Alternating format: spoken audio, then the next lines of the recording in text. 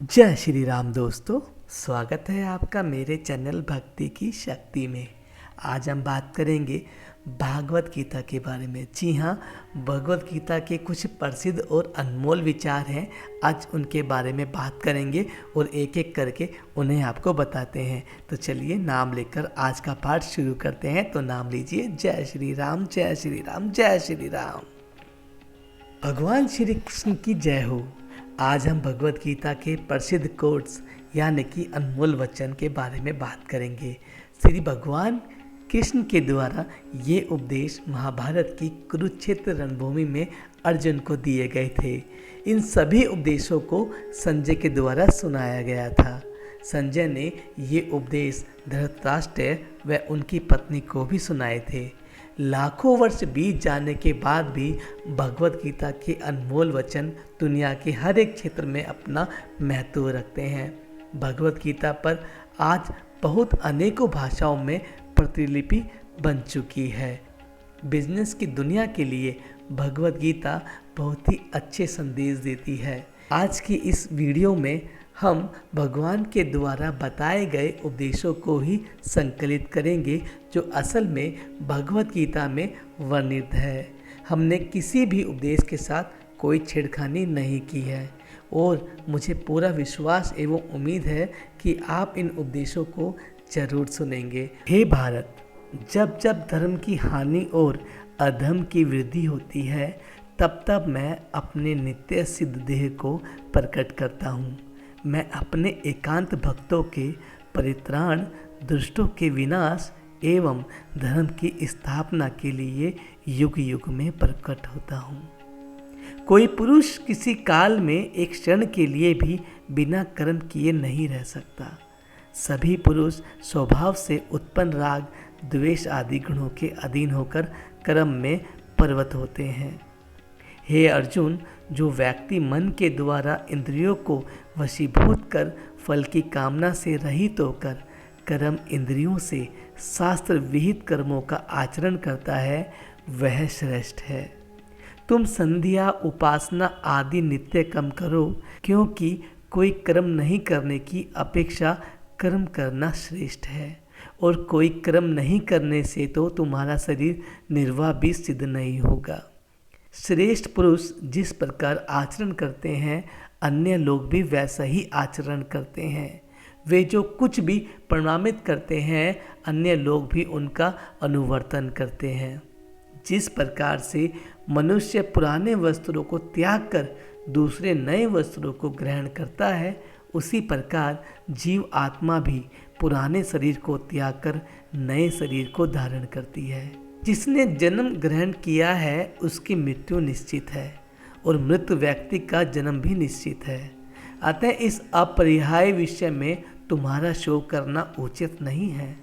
दुर्योधन आदि महारथी तुम्हें भययुक्त होकर युद्ध से पलायन करने वाले समझेंगे। अतः जिनके निकट तुम इतने दिनों तक बहुत सम्मानित हुए हो वे ही तुम्हें तुच्छ समझेंगे। स्वधर्म विहित कर्म करने में ही तुम्हारा अधिकार है, किंतु उस कर्म के फल में तुम्हारा अधिकार नहीं है।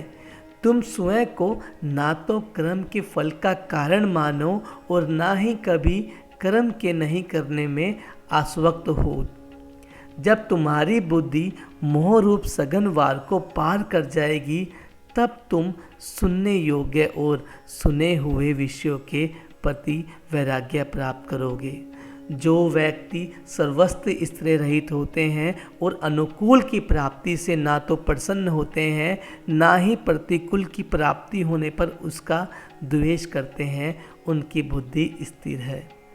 क्रोध से सम्मोह, सम्मोह से स्मृति का नाश, स्मृति नाश होने से बुद्धि का नाश और बुद्धि नाश होने से सर्वनाश होता है, अर्थात वह पुण्य भव सागर में पतित हो जाता है। तुम अनासक्त होकर निरंतर कर्तव्य कर्म का आचरण करो, क्योंकि अनासक्त होकर कर्म का आचरण करने से पुरुष मोक्ष प्राप्त करता है। इस लोक में ज्ञान की समान पवित्र और कुछ भी नहीं है। इस लोक में ज्ञान के समान और कुछ पवित्र कुछ नहीं है। निष्काम कर्म योग में सम्यक व्यक्ति उस ज्ञान को कालक्रम में स्वयं ही अपने हृदय में प्राप्त करते हैं।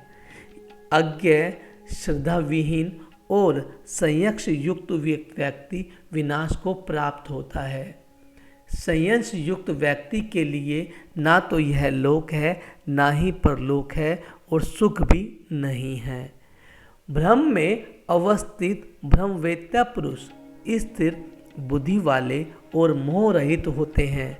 वे प्रिय वस्तु को प्राप्त कर हर्षित नहीं होते हैं और अप्रिय वस्तु को प्राप्त कर उद्विग्न भी नहीं होते हैं। मनुष्य अनासक्त मन के द्वारा आत्मा का संसार से उद्धार करें, अपनी आत्मा की अधोगति ना होने दे, क्योंकि मन ही अपना बंधु है और मन ही अपना शत्रु है। प्रलय काल में समस्त भूत मेरी प्रकृति में लीन हो जाते हैं तथा पुण्य सृष्टि काल में मैं उन सभी का विशेष भाव से सर्जन करता हूँ। हे अर्जुन, मैं श्राद्ध का अंश हूँ, मैं औषधि हूँ, मैं मंत्र हूँ, मैं अग्नि हूँ, मैं घृत हूँ, मैं होम हूँ। मैं ही जगत का माता, पिता, धाता और पितामह हूँ। मैं ओंकार ओम हूँ। मैं ही तर्क, साम, यजुर्वेद आदि हूँ। मैं ही आधार एवं अव्यय बीज हूँ। मैं ही ताप प्रदान करता हूँ, वर्षा देता हूँ और उसका आकर्षण करता हूँ। मैं अमृत हूँ, मैं मृत्यु हूँ मैं, तथा स्थूल हूँ मैं और सूक्ष्म हूँ मैं ही सब वस्तु हूँ।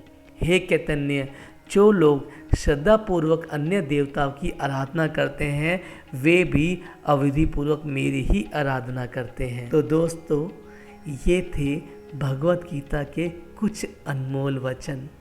आशा करता हूँ ये आपको आपके जीवन में काफ़ी सहायता देने वाले वचन होंगे। ऐसे ही धर्म और कर्म की कहानियाँ और श्लोक सुनने के लिए आप मेरे चैनल पर बने रहें। अब मैं आपसे आज्ञा लेना चाहूँगा, तो नाम लेकर मुझे आज्ञा दें। जय श्री राम, जय श्री राम, जय श्री राम।